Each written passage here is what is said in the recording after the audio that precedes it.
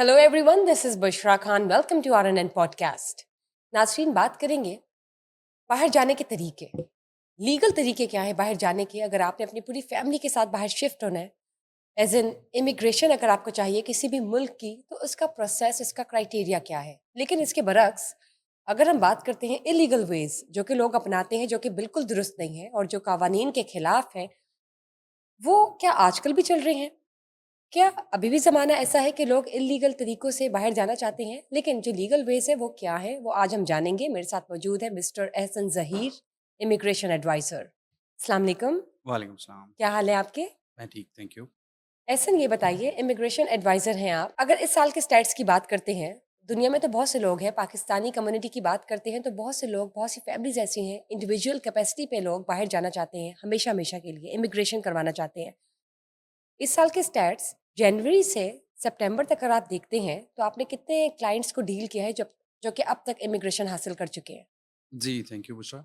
इस वक़्त जो है वो लास्ट ईयर और इस साल तक मिलियन 2 मिलियन से ज़्यादा लोग हैं पाकिस्तानी जो यहाँ से मूव कर रहे हैं। अभी इट्स अ ऑनगोइंग प्रोसेस। तो आई कैन से कि अगर जनवरी से अब तक आप लगाते हैं तो काफ़ी ज़्यादा तादाद है जो लोग पाकिस्तान से फिर भी बाहर कितनी? जाना चाहते हैं। अंदाज़न कोई 1 मिलियन से ज़्यादा लोग हैं अभी जो इस वक़्त अप्लाई कर रहे हैं बाहर के लिए। यानी कि 10 लाख लोग हैं जो कि जी। एज एन आपकी क्लाइंट्स हैं और वो इस वक्त इमिग्रेशन के प्रोसेस में हैं। जी, मैं एक जनरल पर्सपेक्टिव से आपको एक नंबर कह ठीक, रहा हूँ कि ओवरऑल पाकिस्तान से लोग अप्लाई करते 10 हैं, लाख के करीब है डिफरेंट लोग। कैटेगरीज़ में, बिल्कुल। और मेरे जो क्लाइंट्स हैं वो definitely have been in this industry from last 10 plus years. तो काफ़ी ज़्यादा फैमिलीज़ हैं जिनको 5,000 से ज़्यादा फैमिलीज़ हैं जिनको मैंने सक्सेसफुली जो है वो इमिग्रेशन की सर्विसेज़ प्रोवाइड की हैं टिल डेट। 5,000 से ज़्यादा फैमिलीज़ क्लाइंट्स हैं, आपके क्लाइंट्स हैं। जी, बिल्कुल। इमिग्रेशन कर चुके हैं जी, बाहर बिल्कुल। के मुल्कों में। इनमें बिल्कुल। कौन-कौन से मुल्क स्पेसिफिकली आते हैं? कहाँ पे आसानी से आप इमिग्रेशन कर सकते हैं? और ये जो 5,000 क्लाइंट्स आपके हैं, सबसे ज़्यादा किस मुल्क में गए हैं? स्टार्टिंग में तो पाकिस्तान में सबसे ज़्यादा स्किल्ड इमिग्रेशन का बहुत ज़्यादा रुझान रहा है, स्पेशली फॉर ऑस्ट्रेलिया और कनाडा। जो लोग यहाँ पे सेटल्ड होते हैं as an engineer, IT professional, doctors वगैरह, वो लोग माइग्रेट करते हैं। Canada? Canada, Australia, UK, USA, European countries के ठीक है, अंदर। डिग्री और बेस्ड। जी, डिग्री बेस्ड जो होते हैं, वो यहाँ पे पढ़े लिखे होते हैं, वो सर्व करते हैं, उनको पीआर मिलता है और 5 साल वहाँ पे गुज़ारने के बाद वो सिटीज़नशिप वहाँ पे ग्रांट हो जाती है उन लोगों को, फैमिलीज़ को। और जो लोग स्किल्ड नहीं होते या फैमिलीज़ कर लें हम, या जो सिर्फ़ पैसे की बेस पर जाना चाहते हैं बाहर, वो कितनी तादाद है? अच्छा, उसको बुशरा कहते हैं सिटीज़नशिप बाय इन्वेस्टमेंट और ठीक, रेज़िडेंसी बाय इन्वेस्टमेंट। ठीक, तो ठीक। रेज़िडेंसी मैं आपको बता देता हूँ कि इसमें सबसे पहले क्या होता है? रेज़िडेंसी बाय इन्वेस्टमेंट में कुछ कंट्रीज़ आती हैं, जैसे यूरोपियन कंट्रीज़ हैं, जिसमें पोर्चुगल नंबर 1 है, ग्रीस है, माल्टा है, रिसेंटली लातविया ऑन बोर्ड हुआ है।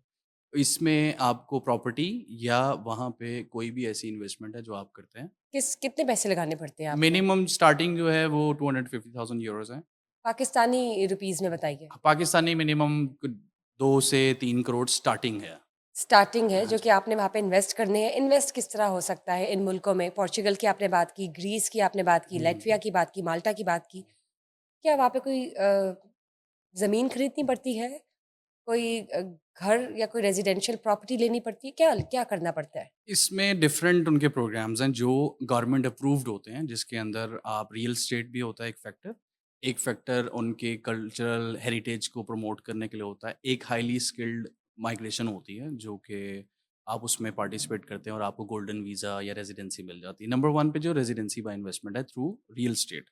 पोर्चुगल की बात करें तो वो प्रोग्राम उनका ऑफ हो गया है, लेकिन स्टिल ऐसे प्रोग्राम्स चल रहे हैं जिसमें आप half a million euros invest करके पोर्चुगल का गोल्डन वीज़ा रहते हैं। उसमें नंबर 1 इसलिए रहा है पोर्चुगल के वन ऑफ द बेस्ट है टॉप 5 पासपोर्ट में, सेफ्टी भी है कैसे? और आपको रहना नहीं पड़ता बेसिकली वहाँ पे। साल में ठीक। सिर्फ 7 डेज़ रहने की शर्त है। कैसे? मतलब आप इन्वेस्ट करते हैं इक्विटी आपने एक फंड्स ज़मीन के ली, अंदर, ढाई 3 इक्विटी करोड़ फंड्स की? के अंदर। ठीक है, हाँ, इक्विटी फंड्स के अंदर 5 लाख यूरो आपको इन्वेस्ट करने होते हैं और ठीक, उसके थ्रू आप गवर्नमेंट अप्रूव्ड और सारा प्रोग्राम करने के बाद आपको रेज़िडेंसी ग्रांट होती है, उसको गोल्डन वीज़ा कहते हैं। 5 साल ठीक। के बाद आप सिटीज़नशिप अप्लाई कर और सकते हैं। यहाँ बैठे-बैठे हाँ जी। आपने बस वहाँ पे ज़मीन खरीदी और कुछ सर्टेन टाइम पीरियड 5 साल के बाद आपको पासपोर्ट मिल जाता है। 5 से 6 साल के अंदर अरसे में आपको सिटीज़नशिप मिल जाता है। ये वो फैमिलीज़ जो ऑप्ट करती हैं, जो शिफ्ट होना चाहती हैं बेसिकली ठीक, यूरोप में अपनी फैमिली के लिए, बच्चों के लिए स्कूलिंग, कॉलेज, यूनिवर्सिटीज़ के लिए जो मूव होना चाहती हैं ठीक। रेज़िडेंसी, वो लेते हैं। टॉप 2 के अंदर ग्रीस है, जहाँ पे रियल एस्टेट की इन्वेस्टमेंट आप कर सकते हैं। माल्टा है, जहाँ पे आप डोनेशन दे सकते हैं 1 लाख यूरो की, आपको परमानेंट रेज़िडेंसी मिल सकता है। और लैटविया का एक ऑफ़िशियल गवर्नमेंट प्रोग्राम है, जिसमें आप 50,000 यूरोज़ इन्वेस्ट करें और आपको रेज़िडेंसी वो ग्रांट करते हैं, 5 years up to 10 years. Properties खरीदने की आपने बात की, तो क्या कोई पाकिस्तानी कम्युनिटीज़ या पाकिस्तानी हाउसिंग सोसाइटीज़ भी इन मुल्कों में मौजूद हैं, जो लोग खरीदते हैं? देखिए, मैं इसको जनरलाइज़ करना चाहूँगा। जैसे कि लास्ट ईयर्स में आपने देखा है कि डॉलर की फ्लक्चुएशन बहुत ज़्यादा है। तो इसी वजह से लोग बहुत सारी ऐसे सेफ प्लेस देखते हैं जहाँ पे वो शिफ्ट भी हो जाएँ और अपनी इन्वेस्टमेंट भी कर सकें, जैसे कि यूएई है। यूएई के अंदर भी, यूरोपियन कंट्रीज़ के अंदर भी वो लोग रियल एस्टेट में या किसी भी एक्चुअली गवर्नमेंट अप्रूव्ड प्रोग्राम्स के अंदर वो अप्लाई करके और इन्वेस्ट करके वो रेज़िडेंसी अपनी फैमिली के लिए लेते हैं। जैसे पार्क व्यू की बात कर लेते हैं। पार्क व्यू के हवाले से बातें चल रही थी कि उनकी कोई सोसाइटी पोर्चुगल में भी है, जिसके लिए लोगों को कन्विंस किया जा रहा है कि अगर वो पार्क व्यू की प्रॉपर्टीज़ पोर्चुगल में खरीदते हैं, तो उन्हें रेज़िडेंसी मिल जाएगी। देखिए, इसमें कितनी हकीकत है? इसमें तो मुझे इल्म नहीं है, लेकिन हाँ, जो इन्वेस्टमेंट के थ्रू लेना चाहते हैं, डेफ़िनेटली बहुत सारे बिज़नेसमैन हैं यहाँ पे, बहुत सारे लोग हैं जो अपना कारोबार करते हैं और वो वहाँ पे इमिग्रेशन, रेज़िडेंसी या पासपोर्ट लेना चाहते हैं। सो लिहाज़ा बहुत सारे ऐसे इन्वेस्टर्स हैं जो लोग करते हैं। तो स्पेसिफ़िकली तो नहीं, आई डोंट नो कि कोई सोसाइटी का मेंबर कर रहा है या कोई टॉप टियर है। लेकिन आई कैन से कि मेरे लिए तो वो सारे क्लाइंट्स हैं और डेफ़िनेटली यहाँ से बहुत सारे ऐसे लोग हैं जो जनरल इमिग्रेशन पर्पज़ के लिए इन्वेस्ट करते हैं, जो लोग वहाँ रहना नहीं चाहते, यहाँ पे उनका कारोबार चल रहा है, फैक्ट्रीज़ चलती हैं, वो यहाँ से पैसे अर्न करते हैं, लेकिन एक सेकंड पासपोर्ट या रेज़िडेंसी उनको चाहिए ट्रैवल करने के लिए। ठीक। इसके अलावा जो सिटिज़नशिप है, मैं आपको बताता चलूँ कि सिटिज़नशिप का मतलब है सेकंड पासपोर्ट डायरेक्टली। और बहुत सारी ऐसी कंट्रीज़ हैं जैसे टर्किश पासपोर्ट है, कैरेबियन कम्युनिटी है, 5 कैरेबियन आइलैंड्स हैं जो ऑफ़र करते हैं second passport, citizenship by investment programs, जो मिनिमम $2 लाख से स्टार्ट होते हैं। आप डोनेशन भी दे सकते हैं और आप रियल एस्टेट में इन्वेस्टमेंट भी कर सकते हैं। ज़बरदस्त। लेकिन ऐसन इमिग्रेशन का प्रोसेस है क्या? सबसे आसान, सबसे सादा, डॉक्यूमेंटेशन क्या चाहिए? कितनी इन्वेस्टमेंट चाहिए? आपके बैंक में कितने पैसे हों? और ये कितने अरसे में आपका हो जाता है कंप्लीट पूरा प्रोसेस? ये बताइए। जी, इसमें अगर हम नंबर 1 बात करें, जैसे मैंने सिटिज़नशिप का बताया, इसके अंदर 2 प्रोग्राम्स हैं। अगर आप डोनेशन करते हैं, तो आपको पासपोर्ट मिल सकता है नेक्स्ट कोई 10-12 मंथ्स के अंदर। आपको जाके रहने की ज़रूरत नहीं पड़ती है, आपको यहाँ से जाने की ज़रूरत नहीं 1 पड़ती। लाख यूरो पे, मिनिमम $2 लाख के अंदर। 2 लाख हाँ डॉलर। जी, ठीक। स्टार्टिंग है ये। इसी तरह इन्वेस्टमेंट भी है, रियल एस्टेट है और जो रेज़िडेंसी है वो यूरोपियन में, जैसे मैंने आपको बताया है कि पोर्चुगल के अंदर भी है, ग्रीस भी है, माल्टा भी है। जो वहाँ पे जाके रहना चाहता है वो वहाँ पे इन्वेस्ट करता है और को रेज़िडेंसी मिलती है। इसके अंदर डेफ़िनिटली आपकी बैंक स्टेटमेंट भी आती है, आप जो बिज़नेस करते हैं उसका ड्यू डिलिजेंस होती है। बहुत सारी अच्छी कंट्रीज़ हैं जो अच्छा ड्यू डिलिजेंस करती हैं, बैकग्राउंड चेक करती हैं, आपकी यहाँ पे फाइनेंशियल स्टेटमेंट्स चेक होती हैं, आपकी ड्यू डिलिजेंस होती है, ट्रैवल हिस्ट्री चेक होती है। एक रूटीन मैटर्स में भी अगर कोई वीज़ा भी आप अप्लाई करते हैं, उसमें भी आपकी मिनिमम 6 मंथ्स की बैंक स्टेटमेंट चाहिए, आपका ट्रैवल हिस्ट्री चाहिए। अगर आपने यूके जाना है, यूएसए जाना है, यूरोप जाना है, तो आपकी ट्रैवल हिस्ट्री और बैकग्राउंड बहुत मैटर। तो इन कंट्रीज़ की नेशनैलिटीज़ आपके पास अगर हो तो फ़ायदा क्या है? फ़ायदा सबसे पहले ये है कि जैसे कैरेबियन पासपोर्ट मैंने आपको बताया कि उसके अंदर क्या आपको फ़ायदा है? 140 से ज़्यादा मुल्क वीज़ा फ्री हैं उस पासपोर्ट पे, आपको वीज़ा लेने की ज़रूरत नहीं पड़ती। सबसे पहला जो काउंट है, वो इसका यूरोप के अंदर है, पूरा यूरोपीय यूनियन, आपको वीज़ा फ्री ट्रैवल होता है। बहुत सारे ऐसे यूके, यूएसए, जी, यूके, यूएसए और ऑस्ट्रेलिया? कनाडा नहीं है इसके ऊपर, ऑस्ट्रेलिया नहीं है, पर अभी इन्होंने ये कर दिया है कि अगर आपका पहले कनाडा लगा हुआ है लास्ट 10 इयर्स में या आपके पास अमेरिकन वीज़ा है, तो इन पासपोर्ट के थ्रू आप कनाडा का या अमेरिका का या कहीं का भी विज़िट वीज़ा वगैरह, ई-वीज़ा ले सकते हैं आप। ठीक। हाँ जी।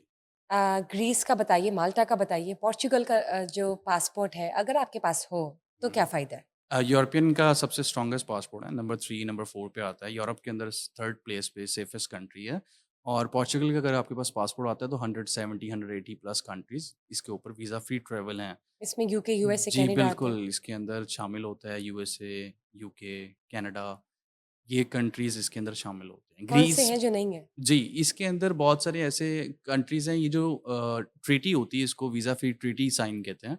ये जो है, ये चलती है, बदलती रहती है। हर कंट्रीज़ का, जैसे चाइना के साथ किसी का पैक्ट हुआ होता है, किसी का यूरोपियन यूनियन के साथ होता है।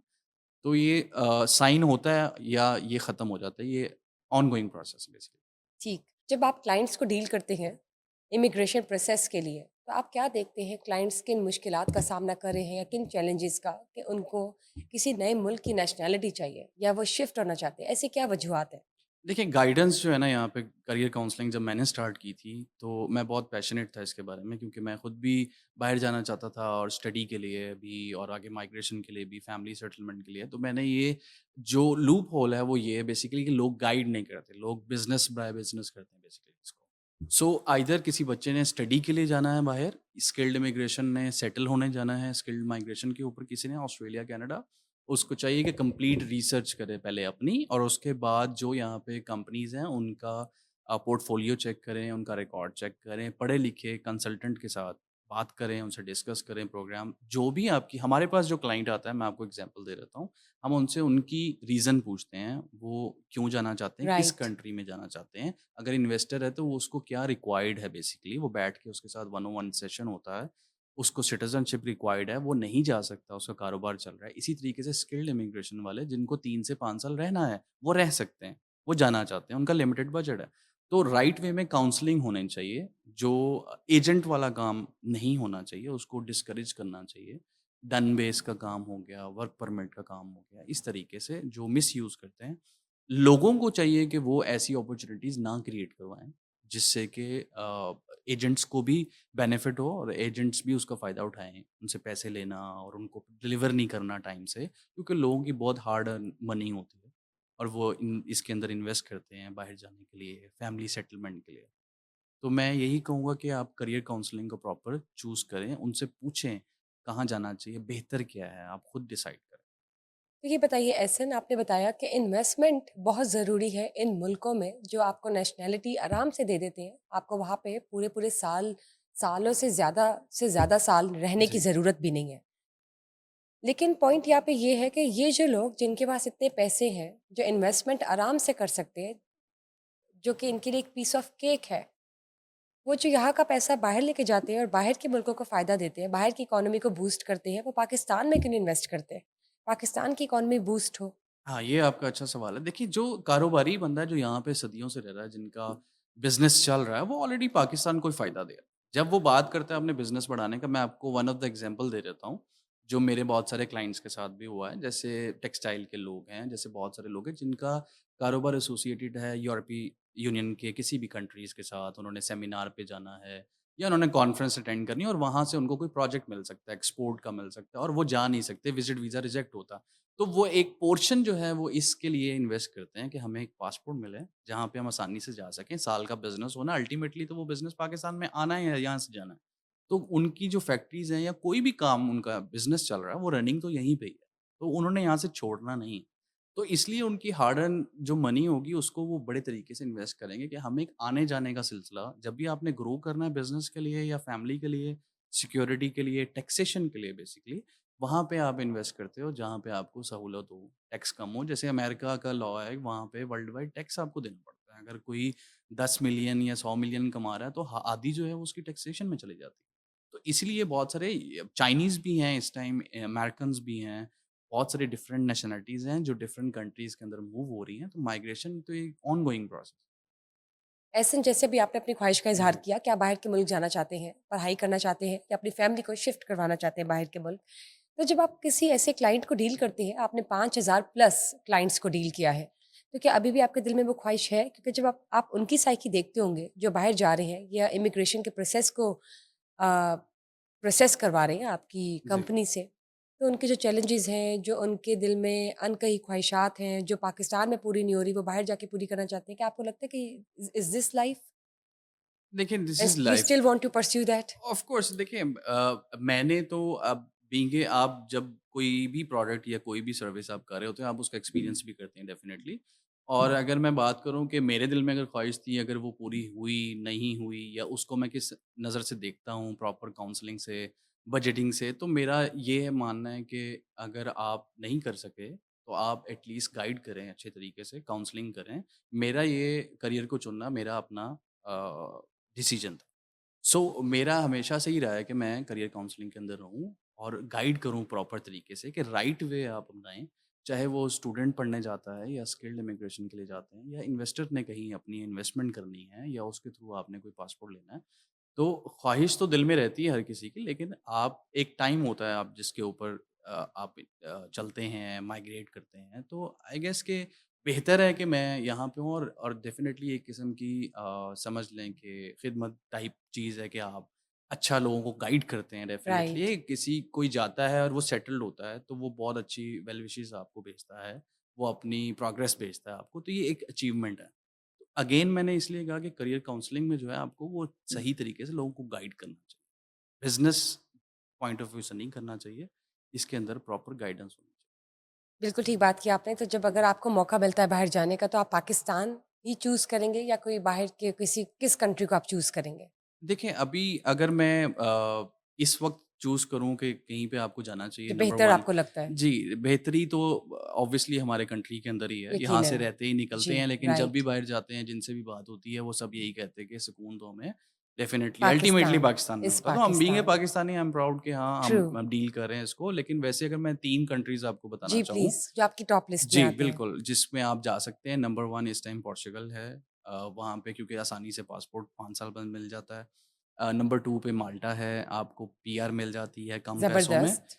थर्ड पे जो है मैं कैरेबियन पासपोर्ट, जिसमें राइट। ईज़िली आपको यहाँ बैठे ही पासपोर्ट मिल जाता है, जिससे बहुत सारे मसाइल हल हो जाते हैं ग्लोबल मोबिलिटी के, इन्वेस्टमेंट पॉइंट ऑफ व्यू से, बिज़नेस ग्रोथ के लिए आपको एक अच्छा है। तो और ये किन कलर्स के पासपोर्ट होते हैं, ये भी बता दें? ब्लू पोर्चुगल भी है, पर्पल भी है, रेड भी है, कलर्स तो मिक्स है, मिक्स हैं। लेकिन ग्रीन इज़ ग्रीन, पाकिस्तान का ग्रीन इज़ ग्रीन है। ग्रीन, जी बिल्कुल। जी, बहुत-बहुत शुक्रिया। यूथ को कोई पैगाम देना चाहते हैं, जो कि इस वक़्त बतौर स्टूडेंट बाहर के मुल्क जाके पढ़ाई करना चाहते हैं, कि अपना करियर सेटलमेंट की तरफ जा रहे हैं? मैं हमेशा ये कहूँगा कि स्पेशली जो यूथ है, उनको हायर एजुकेशन लाज़मी लेनी चाहिए। वो सिर्फ़ इसलिए लेनी चाहिए कि आप इसके बाद अल्टीमेटली पाकिस्तान को सर्व करें, चाहे वो राइट। किसी भी सेगमेंट के अंदर है, डॉक्टर्स हैं, इंजीनियर्स हैं, आईटी प्रोफ़ेशनल हैं। अल्टीमेटली हमने इसी को आगे लेके चलना है। तो आप ज़रूर जाएँ, पढ़ने के बाद जो उसके बाद एक्सपीरियंस है, वो आप पाकिस्तान में खर्च करें। Serve Pakistan by the end of the day. Yes, बहुत-बहुत शुक्रिया। Thank you thank you for so being much. Part of the show. Thank you Bushra. Thank you guys for watching us today. Just stay tuned for another session. Till then, bye bye.